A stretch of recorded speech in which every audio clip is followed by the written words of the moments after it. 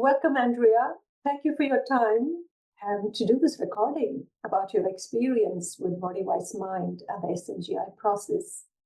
And what were you struggling with before that made you decide, let me give it a go? Yeah, absolutely. First of all, thank you for having me. But to answer your question, I was going through a string of bad luck at that period of time. And just in a few areas, I had sort of felt like the rug had been pulled under for me, with work, friends, just everything in general. It was just a string of bad luck, like when it rains, it pours sort of thing. And I was doing talk therapy and it was helpful to a point, but I sort of got to a point where the lessons from that was sort of, just accepting everything. And I was accepting what I was going through and letting myself be sad. But then I found myself just permanently sad. And it sort of helped to a point. It wasn't helping me process those emotions. So I found myself in this slump. And I actually, what I was searching for, I read a book called Inner Engineering, and one of the things it spoke about was hatha yoga, which is a type of yoga that I hadn't tried, but that was the keyword that I put into Google. And then I found your website somehow. And I was always interested in the somatic side of things. And I had heard that if talk therapy isn't that effective, then one thing to try is somatic. So I was interested. I didn't really know much about it, to be honest, but I ended up doing that session with you from there, and the rest is history. Yeah, when you talked about bad luck, I was thinking, oh my, do I have a magic wand there? Just wipe it and say, your bad luck is now going to turn into good luck. No, I don't think I did anything of that sort. So, how was your experience during the sessions, Andrea? Any moments that stood Yeah, out for you? the experience was good. It was interesting to turn to that imaginative or like right brain side, which I guess we don't do very often. We're so trained to think about the left brain and think of things in a logical way. So I guess that was maybe even a bit challenging for me at the start to really switch my brain to the other side. But your prompts along the way definitely helped. And in terms of a moment that stood out, there was one where I just pictured this mother figure, and I was actually almost trying to suppress it when I was, having this scene, but it just kept getting stronger and stronger. And I think I was trying to suppress it because I knew it wasn't like my actual biological mother, like, love her and everything, but that's just not who was coming. So I realized it was just this womanly, motherly figure. And it was just so strong that I had to like bring it to the scene. And that was when I was in a scene with my younger self. So it was just quite nice and meaningful that that just happened, and it wasn't forcing, it would just sort of came to be. So that was a really interesting insight. And I think something definitely happened there deep in my subconscious. Yeah, a lot of people think that it needs to go in certain way. So when they encounter something, they're not sure, do I share this with Raji or not? Is this right or wrong? Yeah.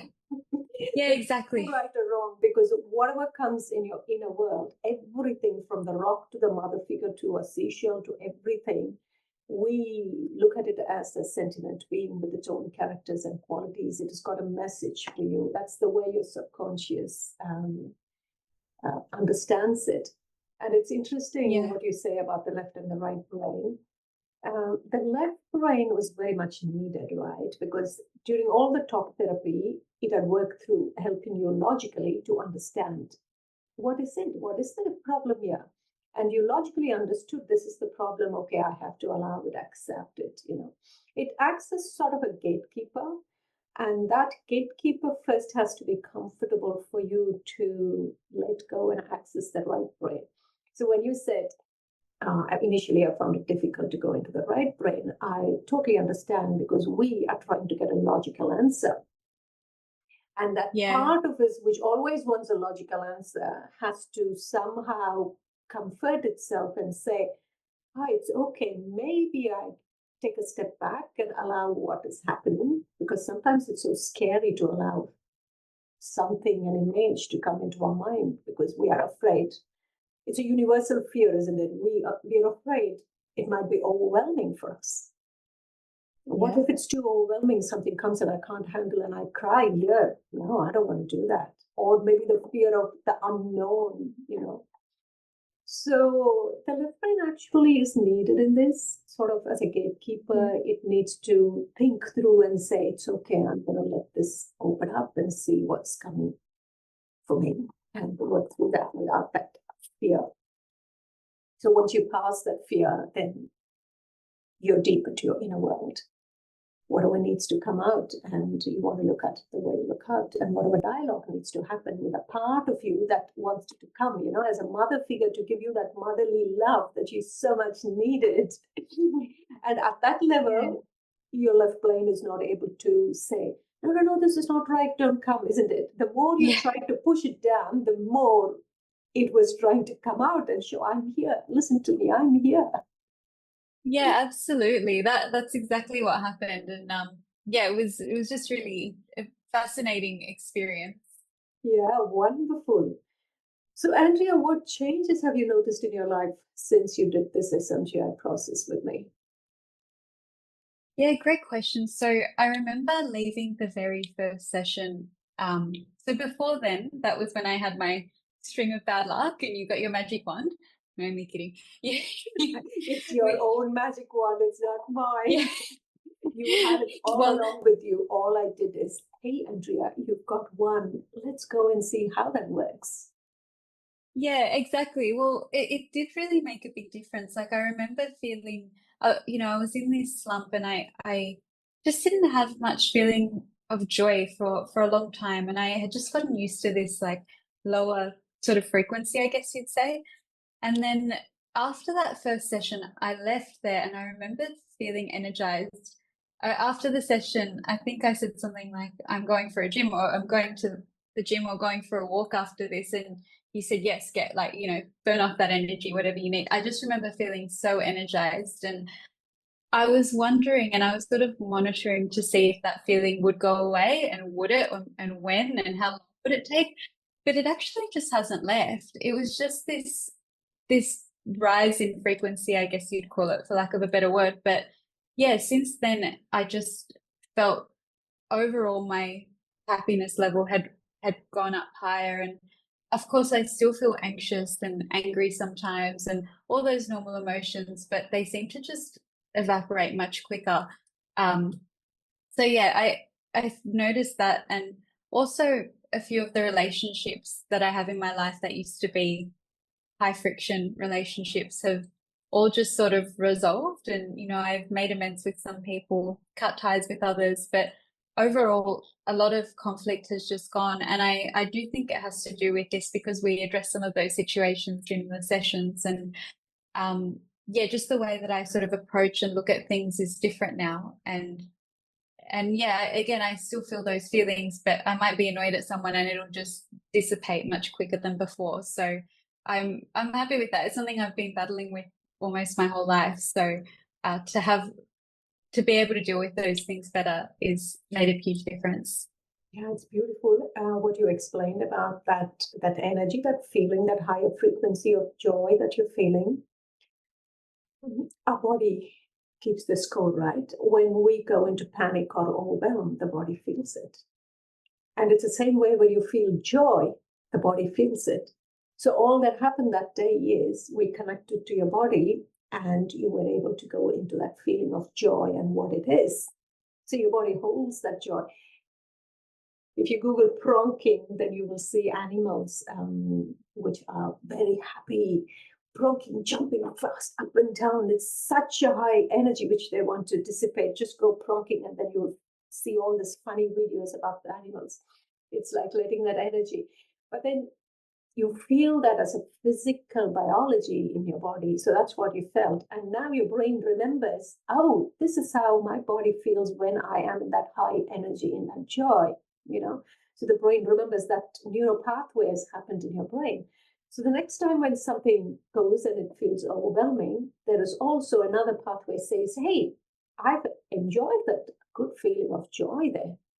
So you will find your way to go there automatically, maybe within minutes or within hours or days or weeks, because some of the issues are it needs time for you to work through, and that's when the left brain comes in and it gives some logical answers to it. But ultimately the body is taking you, I know what that feeling is, and that's where I'm going to go, and step by step the left brain kicks in to help you to go where you want to go. So it's beautiful you Wow. explained it that way.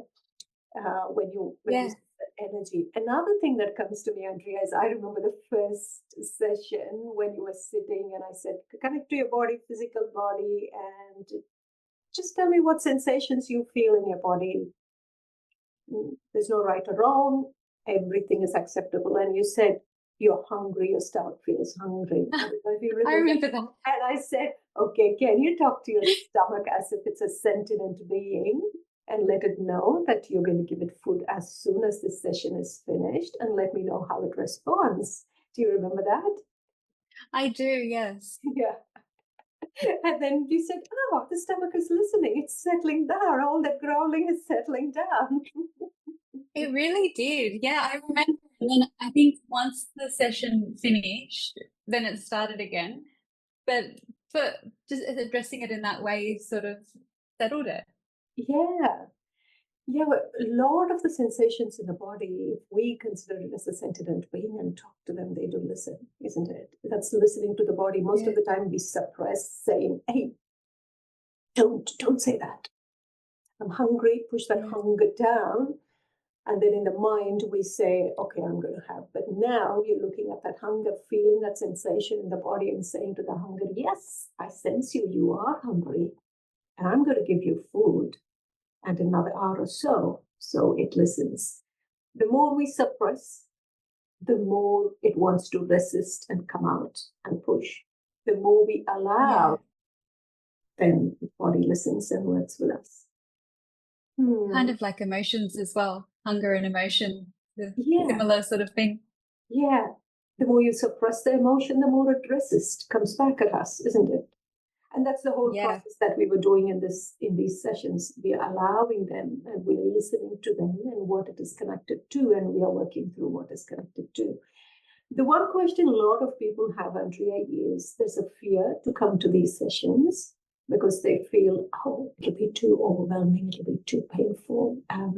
What is your experience? Did you find at any point overwhelming or painful?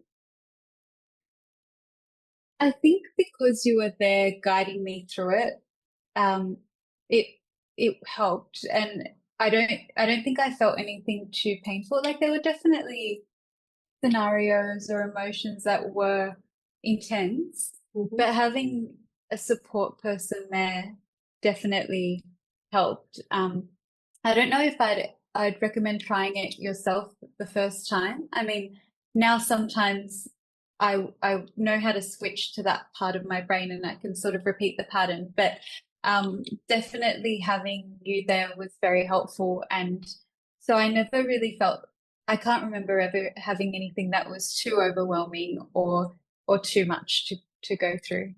Yeah, there are two things there when you mention that. Because I always tell your subconscious knows the order of importance and the depth to which it needs to go. And it always knows it won't take you beyond the point where you feel overwhelmed. So Yeah. subconscious knows what is the threshold for you and to what level it needs to go. And it won't take you beyond that. Another thing you mentioned is you advised that definitely not do it the first time. But once you've done it, now you've got a tool.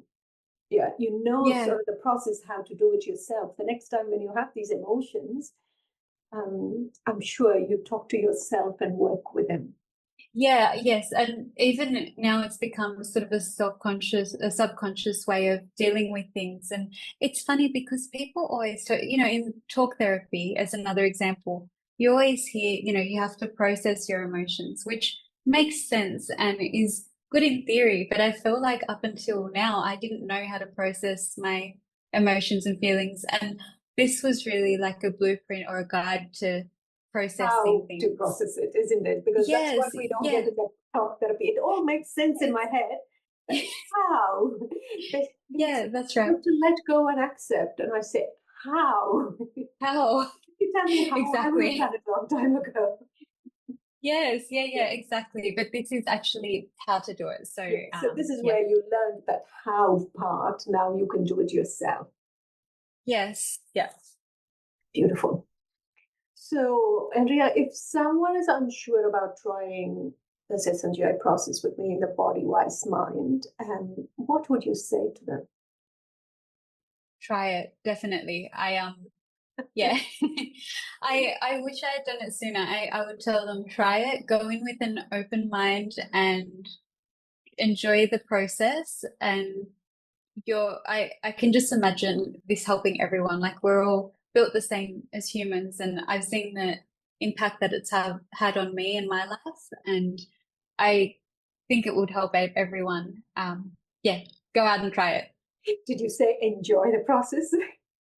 Yeah, well, it is an enjoyable process, but it's a journey, and I think it's like I didn't really 100% know what to expect, but I just yeah went in with an open mind, and I don't really go that deep into my subconscious and imagination a lot of the time. So yeah, enjoy it, I think. Great. That's what I say. I say to people, it's fun, it's gentle, and it knows the order of importance. And then they look at me and say, did you say fun? Do you know what pain I'm having? And you're saying fun? That's true. Yeah, I mean, yeah, you're right. That's interesting because I mean, some painful things do come up, but it's almost enjoyable to resolve them, right? Like to have some sort of resolution. So maybe that's why I look back at it as something enjoyable. Yeah, that's true. Even for me, every time I do, I would say it depends on whether you're an adventurous person, then it's really fun because it's almost an adventure. You're going into the inner Yeah. journey, which is like an adventure unfolds, you know? And Yeah, that's right. every step of the way, like improvising, you're working with it, talking, connecting, and healing, you know?